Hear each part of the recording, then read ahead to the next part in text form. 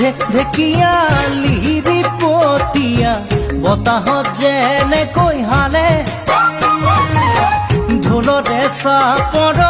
তোৰে লাগি কঁকাল দুচেও তিনি চেওকৈ ভাগে তোৰ দৰে নাচনি দেখি শ্ৰীকৃষ্ণই বাঁহী বজাইছিলে চাগে মোৰ মইনা ঐ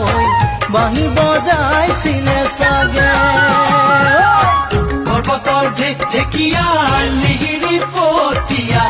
বতাহত যেনেকৈ হালে